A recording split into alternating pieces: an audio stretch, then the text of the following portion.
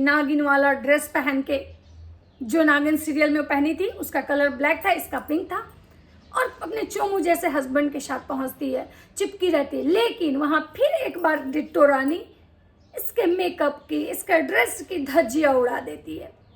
वो कुछ इस टाइप की ड्रेस पहन के आ जाती हैं जो सबका अट्रैक्शन का, आकर्षण का केंद्र बन जाती हैं। आप इन लोगों से संस्कारों की उम्मीद करते हैं, जो लोग अपना संस्कार बेच के ही अपना घर चला रहे हैं, जो अपना संस्कार बेच के ही अपनी अय्यासी कर रहे हो, जो अपना संस्कार बेच के ही दिखावा कर रहे हो, आप उनसे संस्कार की उम्मीद करते हैं। किसी ने सच ही कहा है कि अगर आप अपने बच्चे को गलत परवरिश देते हैं, उसे गलत चीजें सिखाते हैं या उसको गलत करने से नहीं रोकते हैं, तो ये चीजें एक न एक दिन आप पे ही भारी पड़ने वाली है। लोग कहता है कि भाई जब उसके पास बहुत ज्यादा होता है ना, तो वो खुद के आगे किसी को नहीं समझता है, हर किसी को खुद से नीचा आंकता है। उसके बाद वो इतना एटीट्यूड और घमंड रहता है ना उसमें, कि उसको लगता है भाई हम जो हैं वो कोई नहीं है।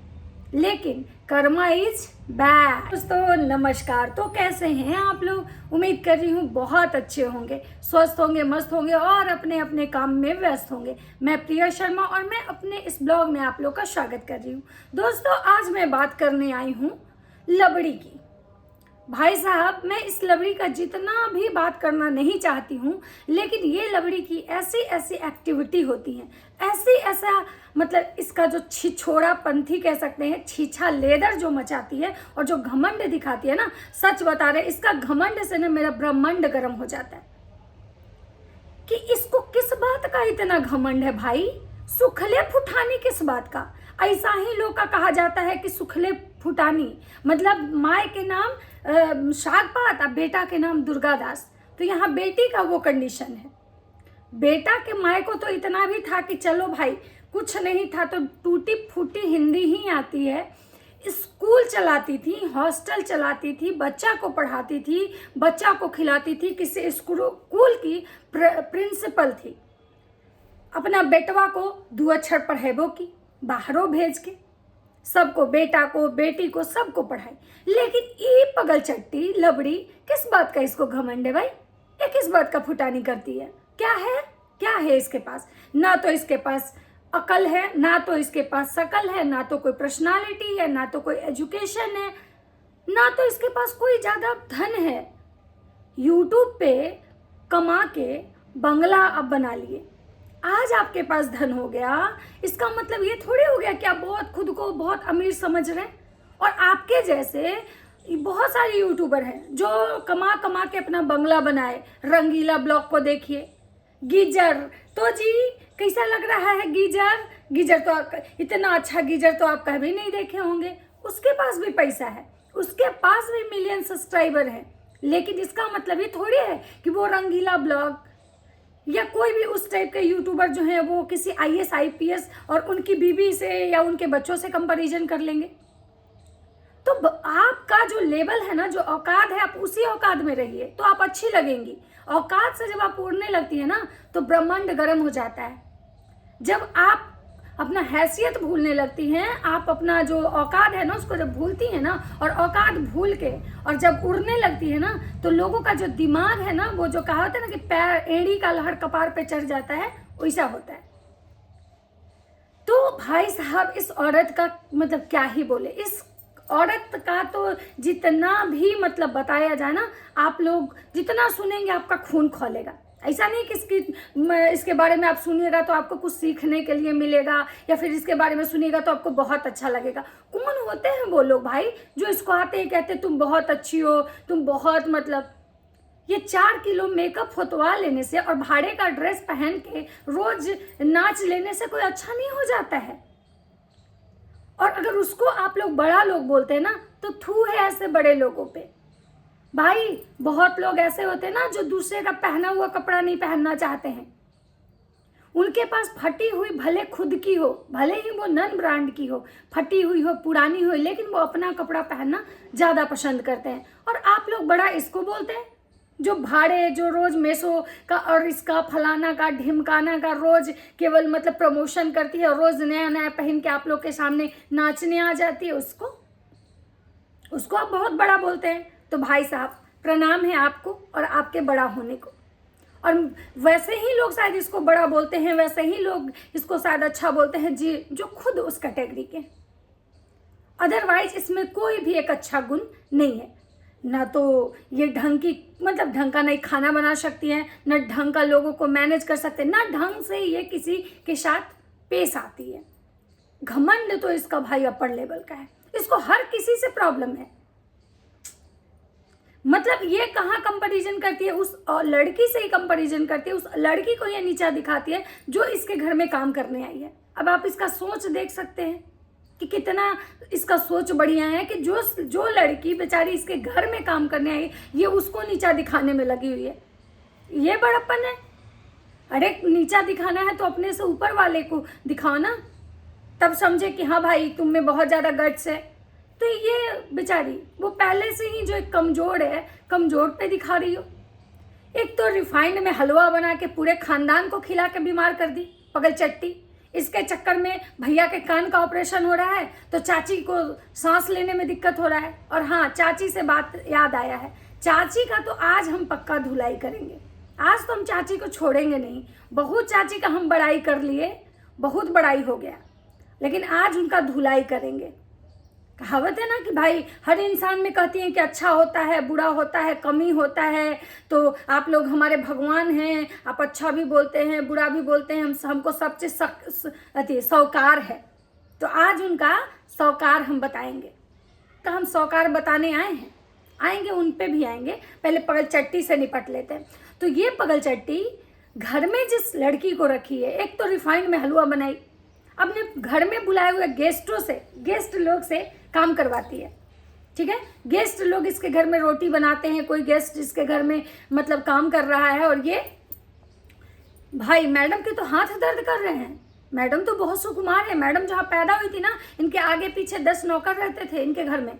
जिस घर से ये आई हैं वहाँ तो मत पूछिए, नौकरों का तांता लगा हुआ था। ये तो एक गिलास पानी भी उठा के नहीं पीती थी। तो मैडम अपने मतलब घर में बुला के गेस्टों से की बेइज्जती करती हैं, बेइज्जती के बाद मतलब काम नहीं करती हैं। और वो पगल चट्टे भैया, उनका भी आएगा, उनका भी नंबर आएगा, सबका नंबर आएगा। वो क्या कहते हैं पगल चट्टे भैया, वो मैं उनकी बात करूंगी। सबके ब्लॉग अलग अलग आते हैं ना, तो हम भी सबकी बातें अलग अलग ही करेंगे। हम क्यों करें एक में, जब सब अलग अलग ब्लॉग दिखाते हैं, अलग अलग सब नाचने आते हैं, अलग अलग अपने अपने मतलब भड़ास निकालते हैं, कसीदे पढ़ते हैं, अलग अलग अपना प्रवचन देते हैं, तो हम भी सबकी बातें अलग अलग करेंगे। तो पहले इस लबड़ी की बात करते हैं। ये लबड़ी भाई साहब मिलियन सब्सक्राइबर हैं इनके पास तो पैसे की कमी नहीं है, लेकिन इनका जो सोच है ना वो बहुत छोटा है। मतलब क्या बोले, बहुत ही घटिया कह सकते हैं। छोटा सोच है, यानी कि बहुत ही मतलब कि घटिया सोच है। भाई कौन अपने गेस्ट को रिफाइंड में हलवा बना के खिलाता है ये सोच के कि घर में बहुत सारे लोग हैं। अच्छा एक बात बताइए, बहुत सारे लोग हैं, 5 दिन का भंडारा चला रहे हैं, पाव भाजी खिला रहे हैं, ब्रेड चाय पिला रहे हैं, तो आपको तो उस दिन सोचना चाहिए था ना कि भाई बहुत सारे लोगों को नहीं बुलाए।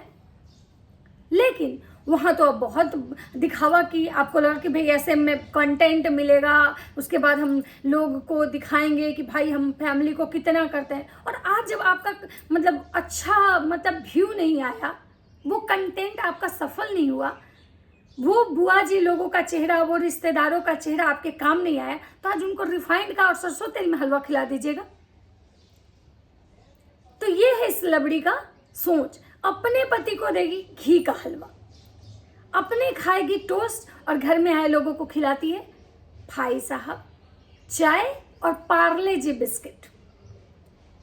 पार्ले जी बिस्किट और चाय, क्यों? क्योंकि ब्रेड में ज़्यादा खर्चा हो जाएगा। और उसके बाद अपने जब हस्बैंड को खिलाती है, वो चोमू जैसे शकल वाला हस्बैंड जो इसके लिए भगवान है, उसको खिलाती है घी का हलवा। और अगर लोग आए इसके घर में, रिश्तेदार आए, जो कि रिश्तेदार कोई भी रिश्तेदार आज के समय में किसी के घर ज़्यादा दिनों तक नहीं जाते हैं, और वो भी दूर था इसलिए, नहीं तो सब रिश्तेदार आते हैं, फंक्शन अटेंड करते हैं और घर चले जाते हैं। तो ये उनको पहले तो खिलाई। उसके बाद देखिए बड़े तो ऐसे बनते हैं जैसे भाई साहब ये मतलब क्या बोले 8वां गिनीज बुक में इन्हीं का नाम आने वाला है। अंबानी के बाद इन्हीं का नंबर है। लेकिन इनके घर में ढंग की कटोरी और चम्मच नहीं है। तो भाई पगलचट्टी सबको थर्मोकोल के प्लेट में हलवा खिलाती है और मतलब डिस्पोजल वाला जो होता है ना चम्मच, यूज एंड थ्रो वाला, वो देती है। सिर्फ अपने चोमू जैसे शकल वाले हस्बैंड को देती है कटोरी में। सोचिए, जहाँ चोमू जैसे हस्बैंड को भी तुम वहाँ डिस्पोजल में खिला सकती थी, क्यों? तुम्हारा हस्बैंड क्या है और बाकी जो वहाँ पे थे वो क्या है? तो सोचिए कितना ये औरत भेदभाव करती है। उसके बाद देखिए हलवा बनाती है, सबको प्रसाद की तरफ वितरण करती है ये। और ये इसके घर में जो लड़की काम करती है, एक छोटी सी बच्ची, उसको ये क्या करती है, उसको जो लास्ट में कढ़ाई में बच जाता है ना, वो उसको देती है। वो भी उसको पूरा नहीं पड़ता है और कहती है कि नहीं इतना ही है, कोई बात नहीं, रहेगा तो ठीक है, नहीं तो मतलब मिला तो ठीक है, नहीं तो उसको नहीं मिला तो कोई बात नहीं। और ये लोग अपने बच्चे के लिए मर रहे हैं कि हमको बच्चा चाहिए, हमको बच्चा चाहिए। अबे पहले दूसरे के बच्चे की कदर कर, पहले दूसरे के बच्चा को प्यार दो। ये दूसरे के बच्चों को कब प्यार दिखाती है? जब ये घर से बाहर रहे, तब इसका देखिए, तब इसका एक अलग रूप आपको देखने के लिए मिलेगा। तब इसको देख के नाचेगी, हंसेगी, हे बकरी वाला जो हंसी होता है, हर बात में इसको बिना मतलब के हंसी आएगा। लेकिन जब ये घर में रहेगी, किचन में रहेगी, काम करते रहेगी, तब इसका शक्ल देखिए एकदम तपोड़े की तरफ, और ये एटीट्यूड में दिखेगी कि अपने आगे किसी को नहीं समझेगी। अरे भाई, जो अपनी माँ बहन की नहीं वो दुनिया में किसकी होगी? इसलिए तो खैर इस चीज़ का उम्मीद ही करना बेकार है। लेकिन भाई साहब, मानना पड़ेगा इस औरत में, सच में ये नागिन है, एकदम से नागिन है, जहरीली नागिन, काली नागिन, जो भी बोल सकते हैं। बस मेकअप करवा लो, नचवा लो और भाड़े का ड्रेस पहनो, उसके बाद इसकी खुशी देखो। जब ये अपने घर की दहलीज, जो अपना कोठी बनाई हुई है ना, उसके अंदर रहती है, तो ये इसका देखो, इसका लगेगा कि किसी झाड़ू पोछे वाली की बहन है ये। लेकिन जब वहां से निकलेगी तो भाड़े का ड्रेस पहन के खुद को ये ऐश्वर्या राय समझने लगेगी।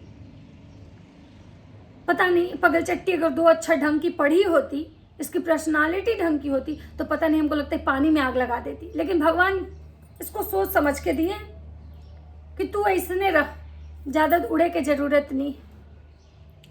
तो पगलचट्टी मैडम भाई ऐसे करती है अपने घर में, और घर में आए हुए मतलब कि रिश्तेदार के साथ, रिश्तेदारों के साथ भी औरत ढंग से व्यवहार नहीं करती। जो कि इसकी देवरानी हर रिश्तेदार, हर काम वाली, सबके साथ वो एकदम लिबरल रहती है, बहुत अच्छे से व्यवहार करती है। इवन इसकी बहन के साथ भी, बहन इसकी और बॉन्ड उसके साथ अच्छा, माँ इसकी बॉन्ड उसके साथ अच्छा। क्यों? क्योंकि उसमें संस्कार है।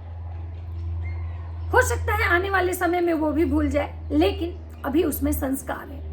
तो मैं बात कर रही हूँ कि लबड़ी पहुंची है दिल्ली। बड़े सिंगर, मशहूर सिंगर, फेमस सिंगर, कौन जानता है उनको भाई? वैसा झींगा जैसा सिंगर, हमको लगता है कि बिहार में मतलब फफूंदी जैसा होता है ना, कि कहीं कहीं भी निकल जाता, वैसा पड़े हुए हैं। इवन हमको लगता है बिहार की राजधानी पटना में देखा जाए ना, तो ऐसे सिंगर हर दुगो नुक्कड़ चौराहे पे आपको मिलेंगे। और वो बहुत बड़े सिंगर, जैसे ये बहुत बड़े यूट्यूबर, वो बहुत बड़े सिंगर, और उनकी शादी में ये गए हैं। भाई साहब, जिसके घर में इतने सारे लोग आए हुए हैं, जिसके घर में इतने सारे लोग आए हुए हैं, उसके लिए, जिसके घर में शादी थी उसी के लिए आए थे लोग, जिसके घर में फंक्शन थी उसी के लिए आए थे। और वो इंसान अपना फंक्शन निकल गया, डिस्पोजल गिलास की तरह सबको यूज किया, सबसे कंटेंट बनाया। बताइए बुआ कैसा लग रहा है, बताइए मौसी कैसा लग रहा है, बताइए मम्मी कैसा लग रहा है, और कंटेंट खत्म ही, सबको यूज एंड थ्रो। ये है इनकी औकात। ये लोग का जो औकात है ना, रियल में ये है इनकी औकात। बाकी वो जो दिखावा आप जो देख रहे हैं ना, कोठी बंगला, वो इनके रहने के लिए नहीं है, और वहाँ पे किसी की इज्जत नहीं होगी। वो जस्ट लाइक एक समझिएगा कि स्टूडियो है, जहाँ शूटिंग होगी, फिल्म की शूटिंग होगी, पता नहीं आगे और क्या क्या होगा। अभी वहाँ पे पेटीकोट वाला वीडियो बना है, हो सकता है आने वाले समय में कोई पोर्न मूवी भी बन जाए। क्योंकि जिस तेजी से ये लबड़ी पैसे और नाम के पीछे भाग रही है ना, मुझे लगता है कि आने वाले समय में ये भोजपुरी में आइटम गर्ल का काम करेगी। तो ये पहुंची भाई फेमस सिंगर के शादी में, जो फेमस सिंगर को कोई नहीं पहचानता है सिवाय इन लोगों के। और उस फेमस सिंगर अगर होते वो ना बिहार यूपी के, तो मुझे लगता है कि उनकी शादी में बिहार यूपी के हर वो फेमस सिंगर आपको देखने के लिए मिलते, सबका शक्ल वहाँ दिखता, लेकिन कोई नहीं था। तो आप समझ सकते हैं वो कितने फेमस है। अब इससे आगे ज़्यादा बात करने की उनके बारे में ज़रूरत नहीं है। लबड़ी पहुंची खुद को एकदम सेलिब्रिटी, नागिन वाला ड्रेस पहन के, जो नागिन सीरियल में पहनी थी उसका कलर ब्लैक था, इसका पिंक था, और अपने चोमू जैसे हस्बैंड के साथ पहुंचती है, चिपकी रहती है। लेकिन वहाँ फिर एक बार डिट्टो रानी इसके मेकअप की, इसका ड्रेस की धज्जियाँ उड़ा देती है। वो कुछ इस टाइप की ड्रेस पहन के आ जाती हैं जो सबका अट्रैक्शन का, आकर्षण का केंद्र बन जाती हैं। और भैया तो ठहरे ठरकी टाइप। भैया वहाँ पे अपनी बीवी को छोड़ के फिर से डिट्टो डिट्टो चिल्लाने लगते हैं। और भौजी को वहाँ पे बहुत ही मतलब क्या बोले, अनईजी फील हो रहा है। भौजी इधर उधर नाच रही और देख रही कि मेरा पति कहाँ है, वो चोंच लड़ा रहा है भौजी में है, और भैया अपना कहीं कांड करे, भौजी को दिख नहीं रहा है। भौजी केवल पीछे पीछे भैया के नाच रही हैं, कभी उसके साथ कभी उसके साथ, और वो फुल वहाँ पे डिट्टो रानी को इग्नोर की हैं। और फुल वहाँ पे ये चीज़ देख के समझ में आ रहा है कि डिट्टो से इनको जलन हो रही है। ये केवल ऑन कैमरा ही बहन है, बहन जैसी हैं, ऑफ कैमरा ये सच में कभी सौतन कभी सहेली हैं। भौजी को ये समझ में आ गया है कि ये वही सेकंड जगह दीदी है, इसलिए भौजी अब डिट्टो को इग्नोर करने लगी हैं। डिट्टो को बिल्कुल नहीं, क्योंकि भौजी जब डिट्टो को देखी तो रूप रानी जी गई उनके साथ गले लग के वीडियो बनवाने, रील्स बनवाने, लेकिन भौजी नहीं गई, अन्ना डिट्टो आई। तो आप लोग समझ सकते हैं कि क्या चल रहा है इनके अंदर। और ये लबड़ी किसी की सगी नहीं हो सकती है। कुछ दिन में आप लोग को सुनने के लिए मिलेगा कि डिट्टो से इनका महाभारत स्टार्ट हो चुका है। भैया जी उनके बारे में वीडियो छाप रहे हैं, भौजी जाके खेत में लोटा लेके रो रही है कि डिट्टो मेरा घर बर्बाद कर दी। ये आप लोग को बहुत जल्द देखने के लिए मिलेगा, क्योंकि नागिन अपना रूप में आएगी, वो अपना स्वभाव नहीं छोड़ेगी। न नागिन छोड़ेगा, न ये इंसान जो घटिया इंसान है, औरतों का जो बेइज्जती करता है, ये छोड़ेगा। तो चलिए, वीडियो बहुत लंबा हो गया, मिलते हैं नेक्स्ट वीडियो में। वीडियो अच्छा लगे तो लाइक कीजिएगा, कमेंट कीजिएगा, और चैनल पे नहीं है तो सब्सक्राइब कर दीजिएगा।